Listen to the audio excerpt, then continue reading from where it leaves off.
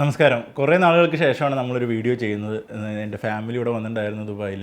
അതിനുശേഷം ഒരു 2 മാസത്തോളം അവരിവിടെ ഉണ്ടായിരുന്നു. അപ്പോൾ അവർ വന്നപ്പോൾ അവർ ഏകദേശം ഒരു 25 ദിവസത്തിന് വേണ്ടിയാണ് വന്നത്. 1 മാസത്തെ വിസ എടുത്ത് ദുബായിക്കുള്ള വിസിറ്റ് വിസ എടുത്താണ് വന്നത്. അപ്പോൾ അതിനുശേഷം എനിക്ക് അതിൻ്റെ ഇടയിൽ ഒരു കിഡ്നി സ്റ്റോണിൻ്റെ ഒരു പ്രോബ്ലം ഉണ്ടാവുകയും ഒരു സർജറിയൊക്കെ ചെയ്യേണ്ടി വന്നു. അപ്പോൾ നമുക്ക് അവരുടെ വിസിറ്റ് വിസ ഒന്ന് എക്സ്റ്റെൻഡ് ചെയ്യേണ്ടി വന്നു. അപ്പോൾ അങ്ങനെ നോക്കിയപ്പോഴാണ് വിസിറ്റ് വിസ എക്സ്റ്റെൻഡ് ചെയ്യാൻ വേണ്ടി നമ്മൾ ഇൻസൈഡ് കൺട്രി ചെയ്യുകയാണെങ്കിൽ ഭയങ്കര പൈസയാവും എന്നൊക്കെ അറിഞ്ഞു. പിന്നെ ഒമാനിൽ പോയിട്ട് ചെയ്യുകയാണെങ്കിൽ നമ്മൾ ട്രാവൽ ഏജൻസി വഴി ചെയ്യണം, അല്ലെങ്കിൽ നമ്മൾ അവരുടെ ബസ്സിൽ കയറി പോകണം. അങ്ങനെ കുറച്ച് ബുദ്ധിമുട്ടുകളൊക്കെ ഉണ്ടെന്ന് കേട്ടപ്പോഴാണ് എൻ്റെ ഒരു ഫ്രണ്ട് പറഞ്ഞത് ഇങ്ങനെ അവൻ ഒമാനിൽ പോയിട്ട് ഹത്ത ബോർഡർ ക്രോസ് ചെയ്ത് വിസിറ്റ് വിസ റിന്യൂ ചെയ്യാറുണ്ട്. അങ്ങനെ ഞാൻ പുള്ളിയായിട്ട് കോൺടാക്ട് ചെയ്തപ്പോൾ അവനും വിസിറ്റ് വിസ റിന്യൂ ചെയ്യാനുള്ള സമയമായിട്ട് നിൽക്കുകയായിരുന്നു. എൻ്റെ ഫ്രണ്ട് പ്രിൻസ് ആയിരുന്നു അത്. അങ്ങനെ ഞങ്ങൾ എല്ലാവരും കൂടി പോയ വിസിറ്റ് വിസ റിന്യൂ ചെയ്ത് വന്ന ഒരു സംഭവമാണെന്ന് പറയാനായിട്ട് പോകുന്നത്. ഇപ്പോൾ നമുക്കറിയാം വിസിറ്റ് വിസ, ദുബായിക്കുള്ള വിസിറ്റ് വിസ നാട്ടിൽ നിന്ന് വരാനൊക്കെ ഒരുപാട് റെസ്ട്രിക്ഷൻസും പൈസ എത്ര കരുതണം, അല്ലെങ്കിൽ അങ്ങനെ കുറേ കോംപ്ലിക്കേഷൻസ് ഉള്ള സമയമാണ്. ആ കോംപ്ലിക്കേഷൻസ് സ്റ്റാർട്ട് ചെയ്യുന്ന ദിവസമായിരുന്നു ഞങ്ങൾ ഹത്ത ബോർഡറിൽ പോയിട്ട് വിസ റിന്യൂ ചെയ്ത് വന്നു. ഞങ്ങൾക്ക് വലിയ പ്രശ്നങ്ങളൊന്നും ഇല്ലാതെ വരാൻ സാധിച്ചു. പക്ഷേ തിരിച്ച് വരുമ്പോൾ ഞങ്ങളുടെ ഫ്രണ്ടിനോട് ചോദിച്ചു, നീ എങ്ങനെയാണ് ഇതായത്? കാരണം നമ്മളിത് ചെയ്യുമ്പോൾ ആദ്യം തന്നെ ഞാൻ പറയട്ടെ, നമ്മൾ ഫാമിലി ആണെങ്കിൽ, ഇപ്പോൾ ഞാനിവിടെ ഉണ്ട്, എനിക്ക് വിസയുള്ള ആളാണ്. അപ്പോൾ എൻ്റെ ഫാമിലി വിസിറ്റ് വിസ റിന്യൂ ചെയ്യാൻ പോകുമ്പോൾ നമുക്ക് നമ്മുടെ വണ്ടിയിൽ പോവാം. അപ്പോൾ നമുക്ക് പറയാം ഇത് എൻ്റെ ഫാമിലിയാണ്, എൻ്റെ വണ്ടിയിൽ പോയിട്ട് ഞങ്ങൾ വിസ റിന്യൂ ചെയ്യാൻ പോവുകയാണെന്നൊക്കെ പറയുമ്പോൾ അവർക്ക് അത് പ്രശ്നമല്ല.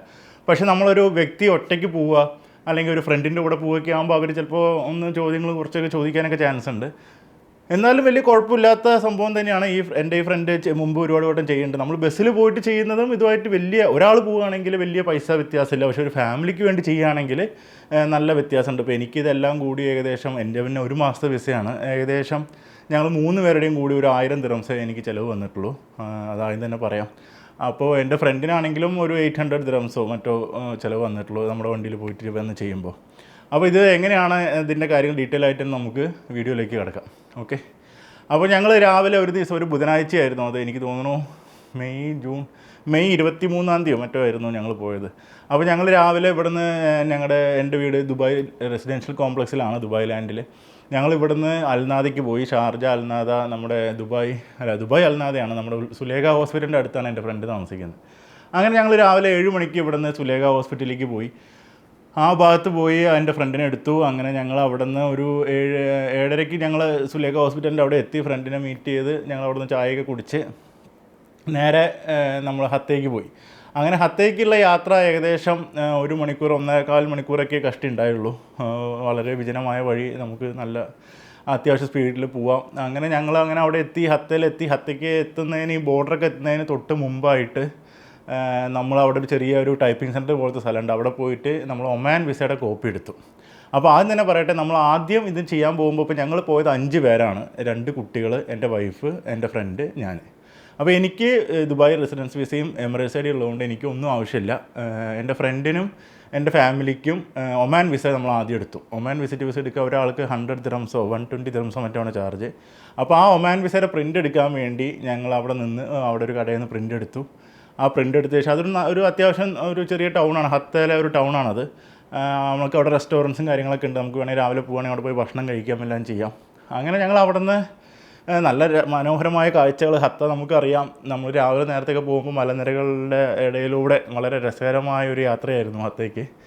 അങ്ങനെ നമ്മൾ ഹത്ത ബോർഡർ ക്രോസ് ചെയ്യുകയാണ് ദുബായിലെ ബോർഡർ ക്രോസ് ചെയ്യുമ്പോൾ നമ്മൾ ഒരാൾക്ക് 35 ദിറംസ് വെച്ച് കൊടുക്കണം. നമ്മുടെ പാസ്പോർട്ടും ആദ്യം കൊടുത്ത് അവരത് വെരിഫൈ ചെയ്ത് കഴിയുമ്പോൾ, ഇപ്പോൾ എന്നെ സംബന്ധിച്ച് എനിക്ക് എമിറേറ്റ്സ് ഐഡി കൊടുക്കണം, അവർക്കാണെങ്കിൽ പാസ്പോർട്ടും ഒമാൻ വിസയും കാണിക്കണം. അത് കാണിച്ച് കഴിയുമ്പോൾ അടുത്ത കൗണ്ടറിൽ നമ്മൾ 35 ദിറംസ് അടച്ചു കഴിഞ്ഞാൽ അവിടെ നമുക്ക് എക്സിറ്റ് കിട്ടും. അങ്ങനെ ആ എക്സിറ്റുമായിട്ട് നമ്മൾ നേരെ ഒമാൻ്റെ അവിടേക്ക് പോവുകയാണ്. അങ്ങനെ ഒമാൻ്റെ കസ്റ്റംസിൻ്റെ ആ ഏരിയയ്ക്ക് പോയി, അവിടെ വലിയ ഓഫീസ് തന്നെ ഉണ്ട് അതിന് വേണ്ടിയിട്ട്.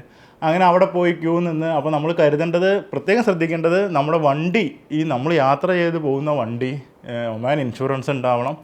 അതുപോലെ തന്നെ നമ്മുടെ പേരിലായിരിക്കണം. ഇപ്പോൾ നമ്മൾ ലോണിലുള്ള വണ്ടിയാണെങ്കിൽ ഇത് പറ്റില്ല, അല്ലെങ്കിൽ കമ്പനി വണ്ടിയാണെങ്കിൽ പറ്റില്ല. നമ്മുടെ പേരിൽ, യാത്ര ചെയ്യുന്ന ആളുടെ പേരിലുള്ള വണ്ടിയായിരിക്കണം. ഇപ്പോൾ എൻ്റെ വണ്ടി ഒരു ഫ്രണ്ട് എടുത്തുകൊണ്ട് പോകാനും പറ്റില്ല. കാരണം ഇപ്പോൾ ഈവൻ ഞാൻ NOC കൊടുത്താലും അത് അവരവിടെ അക്സെപ്റ്റ് ചെയ്യണമെന്നില്ല. അപ്പോൾ എനിക്ക് പിന്നെ കുഴപ്പമില്ല, എൻ്റെ വണ്ടി പജേറോ ആണ്. അപ്പോൾ പക്ഷേ എൻ്റെ കയ്യിൽ ഓറഞ്ച് കാർഡ് ഉണ്ടായിരുന്നില്ല ഒമാൻ ഇൻഷുറൻസിൻ്റെ. അപ്പോൾ ഞാനത് എനിക്കറിയില്ലായിരുന്നു. പിന്നെ നമ്മളിങ്ങനെ ഒരു ഒമാൻ പോകുന്നൊരു ട്രിപ്പ് ചിന്തിച്ചിട്ട് പോലുമില്ല. നമ്മൾ ഇൻഷുറൻസ് എടുക്കുമ്പോഴും അങ്ങനെ ഒമാൻ ഇൻഷുറൻസ് വേണമെന്നൊന്നും പറയാറില്ല. പക്ഷേ 4 വീൽ വണ്ടികൾക്ക് ഒമാൻ ഇൻഷുറൻസ് മാൻഡേറ്ററി ആണ്. നമുക്ക് എടുക്കുമ്പോൾ ഓൾറെഡി അത് ഇൻക്ലൂഡഡ് ആയിരിക്കും. പക്ഷേ ഈ ഒമാൻ്റെ ഓറഞ്ച് കാർഡ് ഉണ്ടെങ്കിലാണ് നമുക്കത് കാണിച്ച് കിടക്കാൻ പറ്റുള്ളൂ. പക്ഷേ ഞാൻ അവിടെ പോയി കൗണ്ടറിൽ പോയി ഞാൻ എൻ്റെ പോളിസി സ്റ്റേറ്റ്മെൻറ്റിൽ ഒരു ഭാഗത്ത് GCC കവർന്ന് എഴുതിയിട്ടുണ്ട്. അങ്ങനെ ഞാൻ അത് കാണിച്ച് പുള്ളീനെ കൺവിൻസ് ചെയ്യിച്ച്, പിന്നെ പജേറോ ആയതുകൊണ്ട് തന്നെ അവർക്ക് അറിയാം ഇത് 4 വീൽ ഡ്രൈവ് ആയതുകൊണ്ട് ഇതിന് ഇൻഷുറൻസ് ഉണ്ടാവുമെന്ന്. അങ്ങനെ എങ്ങനെയൊക്കെയോ കടന്നു പോയി. അങ്ങനെ ഞങ്ങൾ ഒമാൻ ബോർഡർ കടന്ന് ഞങ്ങൾക്കുണ്ടായ ഒരു പ്രശ്നം, ഞങ്ങൾ നേരെ പോയി. അപ്പോൾ അവിടെ ഒമാൻ്റെ ഗേറ്റ് എത്തി. ഒമാൻ്റെ ബോർഡർ കടക്കുന്ന ഗേറ്റ് എത്തിയപ്പോൾ ഒമാനിൽ അവിടുത്തെ ബോർഡറിലുള്ള ഓഫീസർ ചോദിച്ചു എന്താണ് എവിടേക്കാണെന്ന് ചോദിച്ചു. അപ്പോൾ എൻ്റെ ഫ്രണ്ടായിരുന്നു വണ്ടി ഓടിച്ചായിരുന്നു. അവൻ പറഞ്ഞു Dubai exit, Dubai visa exit എന്ന് അങ്ങനെ എന്തോ പറഞ്ഞു. പുള്ളി ഇത് കേട്ടപ്പോൾ വിചാരിച്ചു നമ്മൾ എക്സിറ്റ് ആവാൻ വേണ്ടി മാത്രം ഇങ്ങനെ വന്നതാണ്. പുള്ളി U-ടേൺ എന്ന് പറഞ്ഞു. അപ്പോൾ ഞങ്ങളത് കണ്ടപ്പോൾ എന്തോ ഇയാൾ U-ടേൺ എടുക്കാൻ പറയും, ഇനിയിപ്പോൾ അവിടെ വന്ന് ചെക്ക് ചെയ്യാനോ വല്ലതാണോ എന്ന് കരുതി ഞങ്ങൾ U-ടേൺ എടുത്തു. U-ടേൺ എടുത്തപ്പോൾ എന്തായി, പെട്ടു. നമ്മൾ ദുബായ് ഏരിയയ്ക്ക് അല്ലെങ്കിൽ ദുബായിക്കുള്ള റൂട്ടിലേക്കാണ് വീണ്ടും കടന്നത്. അങ്ങനെ നമ്മൾ ഇനിയിപ്പോൾ നമുക്ക് ആ റൂട്ടിൽ പോകാനും പറ്റില്ല. ഞങ്ങൾ ഓൾ ദ വേ സ്ട്രെയിറ്റ് പോകുമ്പോൾ നമ്മൾ വീണ്ടും ഒമാൻ ബോർഡർ കടന്ന് ദുബായിക്കുള്ള എമിഗ്രേഷൻ ഓഫീസിൻ്റെ അവിടെ എത്തി. അങ്ങനെ ഞങ്ങൾ എന്ത് ചെയ്യുമെന്ന് അറിയാതെ ഞങ്ങൾ വിചാരിച്ചു ഇനിയിപ്പോൾ ഇവിടെ നിൽക്കേണ്ടി വരും, വിസ കിട്ടാൻ 2-3 മണിക്കൂർ എടുക്കും ഏകദേശം. അങ്ങനെ എന്തായാലും ഞങ്ങൾ വണ്ടി അവിടെ പാർക്ക് ചെയ്ത് ഈ ഓഫീസിൻ്റെ ഉള്ളിൽ കയറിയപ്പോൾ ഞങ്ങൾക്ക് ഇത് ചെയ്തു തന്നത് ഒരു ഒമാൻ ഒരു ലേഡി ആയിരുന്നു, നല്ലൊരു മാഡമായിരുന്നു അത്. അങ്ങനെ ഞങ്ങൾ അവരവിടെ വെച്ച് കണ്ടു. അപ്പോൾ ഞങ്ങളിങ്ങനെ പറഞ്ഞു, മാഡം അവർക്കൊന്നും അങ്ങനെ അത്ര ഇംഗ്ലീഷൊന്നും അത്ര വശമൊന്നുമില്ല, ഒമാനിൽ ഒരാൾക്കും അത്ര കാര്യമായിട്ട് ഇംഗ്ലീഷ് അറിയില്ല, നമുക്ക് ദുബായിലാണെങ്കിൽ പിന്നെയും എല്ലാവർക്കും ഒരുവിധം അറിയാം. അങ്ങനെ അവർ ആ മാഡത്തിനോട് എങ്ങനെയൊക്കെ പറഞ്ഞു, അവർക്ക് മനസ്സിലായി സംഭവം ഇവരിങ്ങനെ. പിന്നെ ഞങ്ങൾ ഫാമിലിയും കൂടി ആയതുകൊണ്ട് ആ ഒരു പരിഗണനയും കിട്ടി. അങ്ങനെ ആ മാഡം തന്നെ ഞങ്ങളെ കൊണ്ടുപോയി അപ്പുറത്തെ ഓഫീസിൻ്റെ അവിടെ കൊണ്ടുപോയി അത് വീണ്ടും പറഞ്ഞ് വീണ്ടും ഇതെല്ലാം ചെയ്യിച്ചു. വീണ്ടും ഈ പ്രൊസീജിയർ നമ്മളെ എക്സിറ്റ് അടിക്കണ പോലത്തെ പ്രൊസീജിയറെല്ലാം ചെയ്യിച്ച് വീണ്ടും ആ ഓഫീസർ ഈ വണ്ടിയുടെ ഡോക്യുമെൻറ്റും നമ്മുടെ വിസ ഡോക്യുമെൻറ്റും എമിറേറ്റ്സ് ID മുൾക്കിയപ്പോൾ എൻ്റെ കയ്യിൽ കാർഡായിരുന്നില്ല. എൻ്റെ കയ്യിൽ ഞാൻ ഒരു ഫോട്ടോ കോപ്പി എടുത്ത് കൈ പിടിച്ചിരിക്കുക, ഡിജിറ്റലാണല്ലോ നമ്മുടെ RTA ഡിജിറ്റൽ കാർഡായിരുന്നു.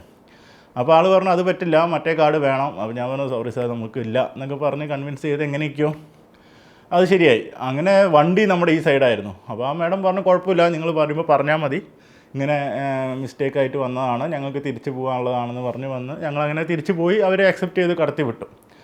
അങ്ങനെ ഞങ്ങൾ നേരെ ഒമാൻ ബോർഡർ അല്ലെങ്കിൽ ഒമാനിക്ക് കടന്നതും ഞങ്ങൾ ആദ്യം ഒരു പെട്രോൾ പമ്പിൽ കയറി പെട്രോൾ അടിച്ചു. അപ്പോൾ അവിടെയുള്ള പെട്രോൾ പമ്പ്, അവിടെ ഒരുവിധം പെട്രോൾ പമ്പ് എല്ലാം ഷെല്ലിൻ്റെ പെട്രോൾ പമ്പ്സാണ്. നമ്മളിവിടെ ഇമ്രാത്തിൻ്റെയും അല്ലെങ്കിൽ നോക്കിൻ്റെയും അഡ്നോക്കൊക്കെ കാണുന്ന പോലെ അവിടെ ഷെല്ലിൻ്റെയാണ്. അപ്പോൾ ഈ പമ്പ് പക്ഷേ ഷെല്ലൊന്നല്ല, ഏതോ ഒരു ചെറിയ കമ്പനിയായിരുന്നു. അവിടെ ക്രെഡിറ്റ് കാർഡ് എടുക്കില്ല. അങ്ങനെ ഞങ്ങൾ അവിടെ നിന്ന് 100 ദിർഹംസ് ക്യാഷിന് പെട്രോൾ അടിച്ച് ഞങ്ങൾ നേരെ ഒമാനിക്ക് പോയി. അങ്ങനെ ഞങ്ങൾ വിചാരിച്ചു അവിടെ ഒരു ഷിനാസ് എന്ന് പറഞ്ഞൊരു സിറ്റി ഉണ്ട്. ഷിനാസ് എന്നാണ് ആ സ്ഥലത്തിൻ്റെ പേര് എന്നാണ് എൻ്റെ ഓർമ്മ. ബാനിയാസ് എന്നല്ല, ബറ്റാനിയ അങ്ങനെ എന്തോ ആണ്. ഷിനാസ് എന്നാണ് ആ സ്ഥലത്തിൻ്റെ പേര്. അങ്ങനെ ഞങ്ങളൊരു 3/4 മണിക്കൂർ വണ്ടി ഓടിച്ചപ്പോൾ അങ്ങോട്ട് എത്തി. നല്ല രസകരമായ ഡ്രൈവായിരുന്നു. ഞാൻ അതിൻ്റെ വീഡിയോസ് നമ്മൾ ഇതിൻ്റെ ഇടയിൽ ഷെയർ ചെയ്യാം. നല്ല അടിപൊളി റോഡ്, നല്ല സ്പീഡ് ലിമിറ്റുള്ള റോഡ്, നമുക്ക് നാട്ടിലെ ഒരു നല്ല ഗ്രാമീണ വഴിയിലൂടെ പോകുന്ന ഒരു പ്രതീതിയായിരുന്നു അതിൽ കൂടെ അവിടെ യാത്ര ചെയ്യുമ്പോൾ. അങ്ങനെ ഞങ്ങൾ പോയി, അങ്ങനെ അവിടെ എത്തി. അപ്പോഴേക്കും ഏകദേശം ഉച്ച 1 മണിയൊക്കെ ആയിട്ടുണ്ടായിരുന്നു സമയം. ഞങ്ങൾ ഭക്ഷണം കഴിക്കാൻ നോക്കി. അങ്ങനെ ഭക്ഷണം കഴിക്കാൻ നോക്കിയിട്ട് അവിടെ മലയാളി റെസ്റ്റോറൻറ്റ്സോ അല്ലെങ്കിൽ അങ്ങനത്തെ ഒന്നും കാണാനില്ല. പൊതുവേ മലയാളികൾ വളരെ കുറവുള്ള ഒരു സ്ഥലമായിരുന്നു അത്. അങ്ങനെ ഒരു സ്ഥലം ഹോട്ടൽ എന്ന് എഴുതിയ ഒരു സ്ഥലം ഞങ്ങൾ പോകുമ്പോൾ കണ്ടിരുന്നു. അങ്ങനെ തിരിച്ചു വരുമ്പോൾ ഞങ്ങൾ 2-3 സ്ഥലത്ത് കയറിയെങ്കിലും അവിടെയൊന്നും നമ്മുടെ ഫുഡൊന്നും കിട്ടാത്തതുകൊണ്ടും ക്രെഡിറ്റ് കാർഡ് എടുക്കാത്തതുകൊണ്ടും നമ്മുടെ കയ്യിൽ ക്യാഷ് വളരെ കുറവായിരുന്നു. അങ്ങനെ നമ്മൾ ഈ മലയാളി ഹോട്ടൽ തപ്പി കണ്ടുപിടിച്ച് അവിടെ കയറി. ഞാൻ അതിൻ്റെ ലിങ്ക് ഷെയർ ചെയ്യാം, ലൊക്കേഷൻ. ഞാൻ ഈ അടുത്ത കാലത്തൊന്നും ഇത്ര നല്ലൊരു ഊണ് ദുബായിൽ നിന്നും കഴിച്ചിട്ടില്ല, നാട്ടിൽ നിന്നും കഴിച്ചിട്ടില്ല. അത്ര നല്ല ഊണായിരുന്നു ഞങ്ങൾക്ക് അവിടെ നിന്ന് കിട്ടിയ ആ ഭക്ഷണം. അത് ട്രിവാൻഡ്രംകാർ നടത്തുന്ന ഒരു റെസ്റ്റോറൻറ്റാണ്, ബാബു റെസ്റ്റോറൻറ്റ് എന്നാണ് അത് അവിടെ അറിയപ്പെടുന്നത്. മെയിൻ റോഡ് സൈഡിൽ തന്നെയാണ്. മെയിൻ റോഡ് ആ ഷിനാസിൻ്റെ ആ ജംഗ്ഷൻ, അവിടെ ഒരു പഴയ നമ്മുടെ എന്താ പറയുക കോട്ട പോലെയൊക്കെ സെറ്റ് ചെയ്ത് വെച്ചിരിക്കുന്ന ഒരു ജംഗ്ഷനുണ്ട്. ആ ജംഗ്ഷനോട് ചേർന്നാണ് ഈ റെസ്റ്റോറൻറ്റ് ഉള്ളത്. നല്ല ഒന്നാം തരം ഭക്ഷണമായിരുന്നു. ഞങ്ങൾ ഊണാണ് കഴിച്ചത്. അതുപോലെ അവർ ബിരിയാണി കഴിച്ചു, എൻ്റെ ഫ്രണ്ടും എൻ്റെ മോനൊക്കെ. അപ്പോൾ ബിരിയാണി അത്ര ഗ്രേറ്റ് അല്ലെങ്കിലും ഊണ് അടിപൊളി ഊണായിരുന്നു. മത്തി ഫ്രൈയും സാമ്പാറും മീൻകറിയൊക്കെ ആയിട്ട് 2-3 കൂട്ടുകറികളൊക്കെ ആയിട്ട് നല്ല അടിപൊളി ഊണ്. അങ്ങനെ ഞങ്ങൾ ആ ഊണ് കഴിച്ച് അവിടെ നിന്ന് എക്സിറ്റായി ഞങ്ങൾ നേരെ ആ റോഡ് തന്നെ U-ടേൺ എടുത്ത് തിരിച്ചു പോന്നു. അപ്പോൾ ഞങ്ങൾക്ക് കാണാണ്ട് ഒരു ബീച്ച് ഏരിയ ആണ് അത്, അല്ലെങ്കിൽ ഒരു കോസ്റ്റൽ ഏരിയ ആണ്. അപ്പോൾ അവിടെ ഒരു ബീച്ചിൻ്റെ ഫോർട്ട് അല്ലെങ്കിൽ ബീച്ച് സൈഡ് കാണും. ഞങ്ങൾ അത് ലക്ഷ്യമായിട്ട് പോയി.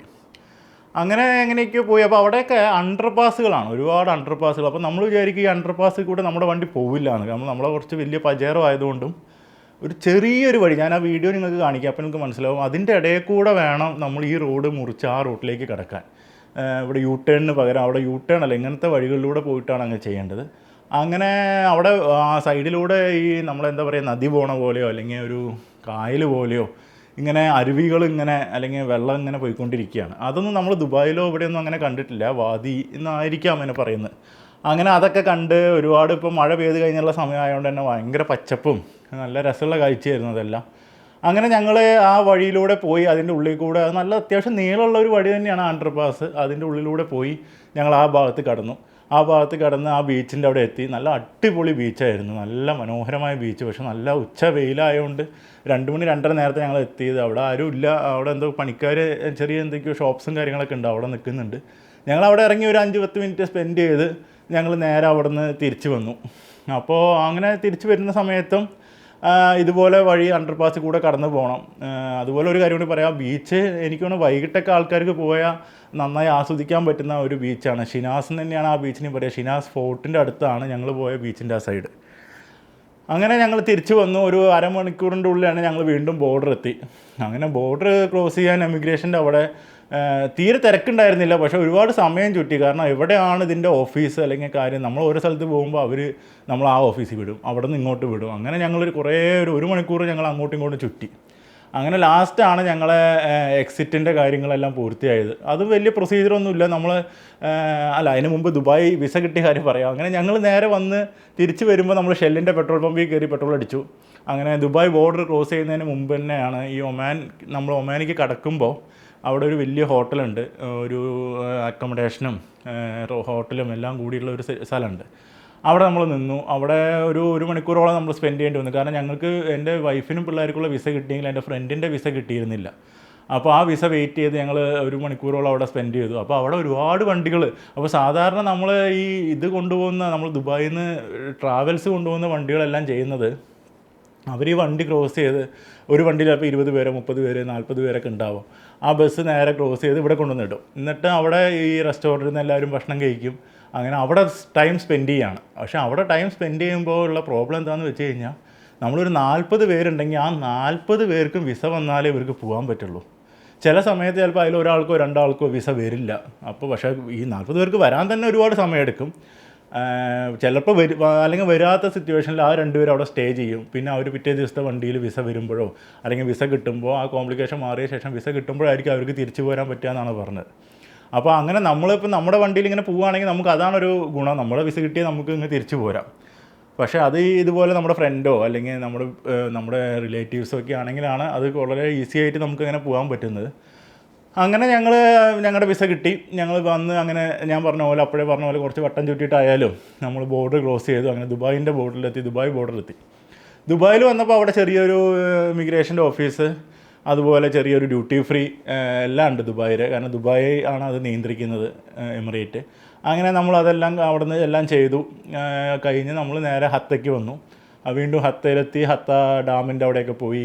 പിന്നെ അവിടെ ഷീസിൽ ലേക്കിൻ്റെ അവിടെയൊക്കെ പോയി കുറേ ടൈം സ്പെൻഡ് ചെയ്തു. നല്ല രസമുള്ള സ്ഥലമായിരുന്നു. അത് കഴിഞ്ഞ് നമ്മൾ ഡാമിൽ പോയപ്പോഴും ഡാമിൻ്റെ താഴെ, ഞാനിപ്പോൾ 2-3 കൊല്ലമായി ഡാമിൻ്റെ ഭാഗത്തേക്ക് പോയിട്ട്, ഡാമിൻ്റെ താഴെ വളരെ മനോഹരമായി പല കണ്ടംപററി സ്റ്റൈലിൽ പുതിയ മാള് പോലത്തെ സംഭവമൊക്കെ അവർ സെറ്റ് ചെയ്തുകൊണ്ടിരിക്കുകയാണ്. അതിനുശേഷം നമ്മൾ അവിടെ നിന്ന് ഇറങ്ങി ലേക്കിൽ പോയി. അങ്ങനെ നമ്മൾ തിരിച്ചൊരു 7 മണിയോട് കൂടി, നമ്മൾ ഇത്രയും കറങ്ങിയതുകൊണ്ടാണ് വൈകിയത്. നമ്മൾ നേരെ വരികയാണെങ്കിൽ പെട്ടെന്ന് എത്തിയാനെ. അപ്പോൾ എൻ്റെ ഫ്രണ്ടൊക്കെ പറഞ്ഞത് അവർ രാവിലെ 9 മണിക്ക് പോയിട്ട് ഉച്ചയ്ക്ക് 1:30 തിരിച്ചെത്തിയ സന്ദർഭങ്ങളൊക്കെ ഉണ്ടെന്നാണ് പറഞ്ഞത്. അങ്ങനെ നമ്മളൊരു 7 മണിക്ക് കിസൈസിൽ തിരിച്ചെത്തി. അവിടുന്ന് ഭക്ഷണമൊക്കെ കഴിച്ച് പിരിഞ്ഞു. അങ്ങനെയാണ് നമ്മുടെ ഒമാൻ ട്രിപ്പ് അല്ലെങ്കിൽ ഒമാൻ എക്സിറ്റ് ഉണ്ടായത്.